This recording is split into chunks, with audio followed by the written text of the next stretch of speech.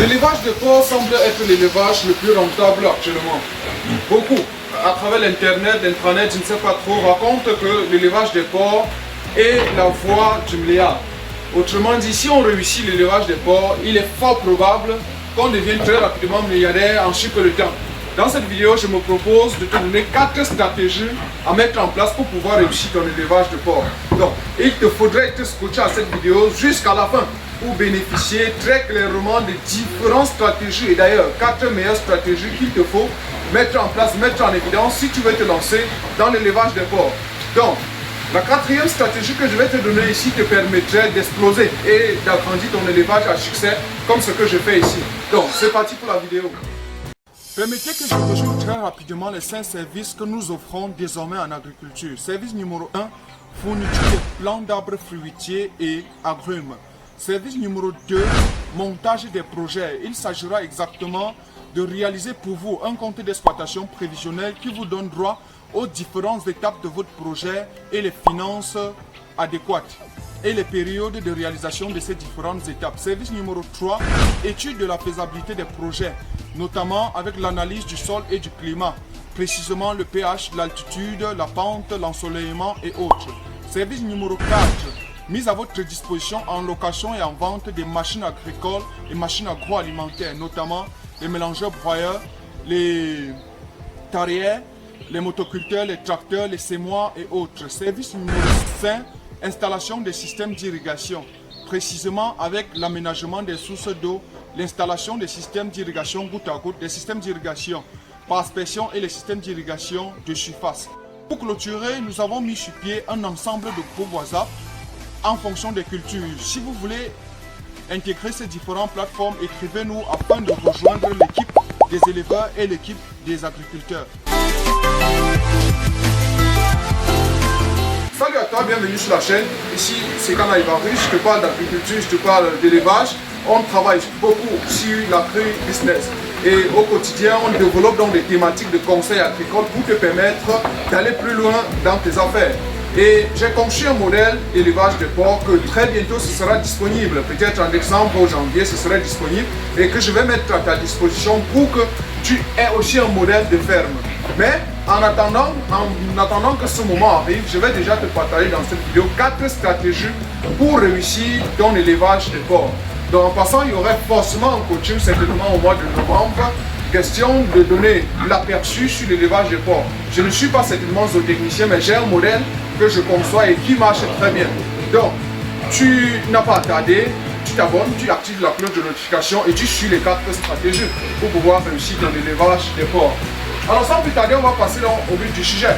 La stratégie numéro 1, c'est le choix de la souche, le choix de la race ou encore le choix des géniteurs. Donc voilà, tous ces 3 termes disent la même chose, que ce soit la souche, que ce soit les géniteurs ou bien les parentaux ou quoi que ce soit.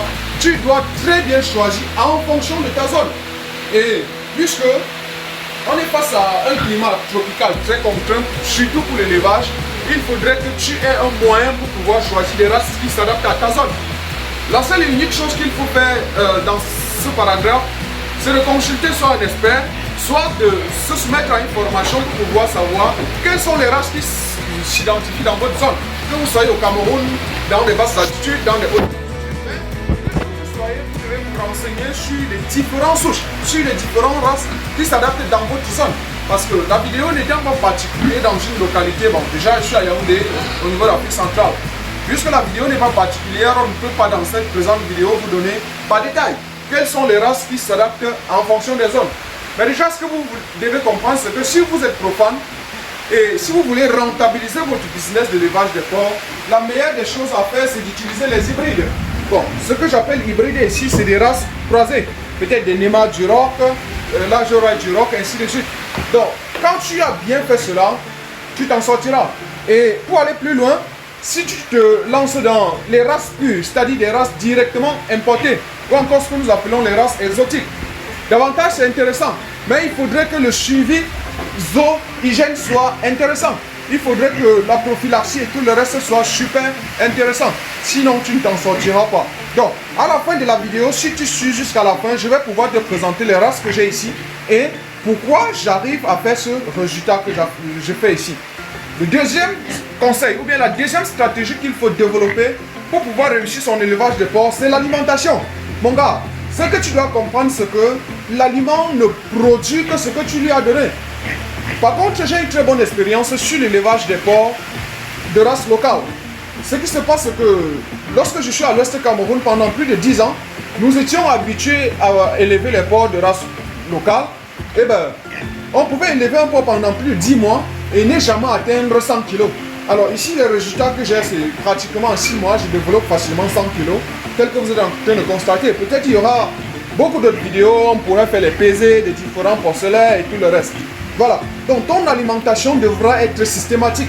Pour cela, je suis en train de monter un modèle sur Excel où j'essaye de faire le calcul des besoins nutritionnels des différents porcelets. Ça veut dire, j'essaye de recadrer en fonction de l'âge et j'estime la quantité d'aliments qu'un porcelet a besoin par jour, en termes de glucides, en termes de protéines, en termes de lipides et tout le reste. Et avec ça, je sais que telle quantité de maïs peut suffire pour une bonne alimentation de mes porcelets à 10 jours, à 20 jours, à 30 jours. Et avec ça, je vais donc faire des formulations de l'alimentation des porcelets impeccables pour chercher à multiplier les rendements que j'ai déjà ici par 2 ou bien par 3 afin de développer la rentabilité de manière concrète, de manière très concrète. Donc c'était là la deuxième stratégie, l'alimentation.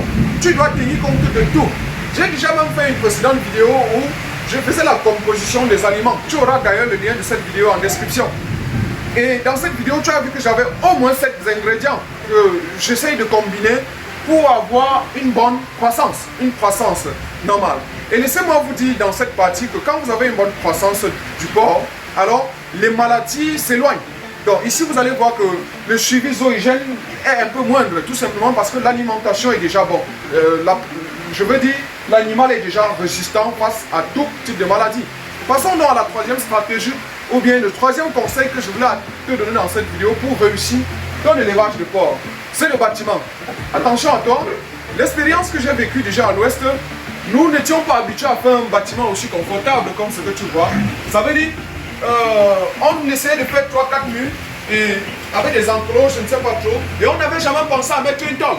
Bon, ici tu peux comprendre, en regardant déjà la vidéo, tu constates bien que le bâtiment est bien structuré et le sol est bien dallé.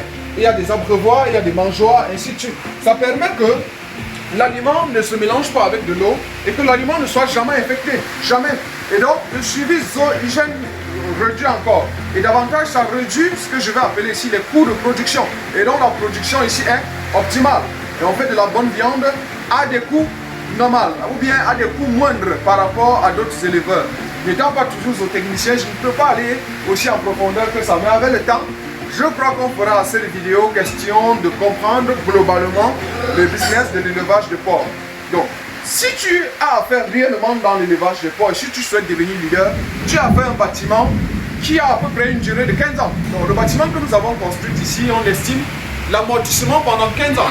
Parce qu'on se dit avec des chevrons et des lattes, bref, tel que tu vois, le sol bien dallé, bien structuré ainsi, on peut amortir sur pratiquement 15 ans. Donc c'est ultra intéressant, c'est ultra intéressant. Passons donc au dernier conseil ou bien à la dernière stratégie que je voulais te donner ici, c'est le suivi zoogène. Voilà, ce que tu dois déjà comprendre, c'est qu'il y a ce que nous appelons la propriété de la porcherie chaque dimanche. Alors chaque dimanche ici, ce qui se passe, c'est qu'on fait un nettoyage complet de la ferme. C'est-à-dire qu'on nettoie avec de l'eau. Le système hydrique que tu connais, que j'ai installé à travers le portail, c'est là. Donc, le dimanche, on puise assez d'eau. Question de nettoyer toute la ferme. Nettoyer en même temps les abreuvoirs, en même temps les mangeoires. Donc, pour que ce soit toujours propre. Et déjà, même ce qu'il faut comprendre, c'est que tous les jours, on fait un nettoyage. Sauf que le dimanche, c'est spécial nettoyage. Tu vas voir de l'autre côté comment les porcs et les porcelaines sont assez propres. Justement à cause de ce nettoyage. Donc, le suivi zoogène avec la propriété est très indispensable. Et par la suite, pour terminer, il faudrait toujours prévoir beaucoup d'autres médicaments, beaucoup d'autres choses qui peuvent être utiles pour soigner tes porcelets. En cas de n'importe quelle maladie, tu dois directement intervenir. Parce que les hybrides sont ce qu'ils sont. Ils ne sont pas très résistants aux maladies. Du coup, quand ils sont infectés, chute de croissance. Et quand le porc perd 1 kg, c'est très grave. C'est très grave. Puisque pour rattraper ces 1 kg, il faudra encore minimum 1-2 semaines. Et si l'alimentation n'est pas déjà bonne, tu pourras comprendre que tu vas forcément échouer. Ou bien tu n'auras pas un bon modèle pour pouvoir réussir de manière optimale. Voilà. Le bonus que j'avais prévu à la fin de la vidéo, c'était présenter le modèle qu'on a conçu ici en termes de souche, puisque je l'ai dit.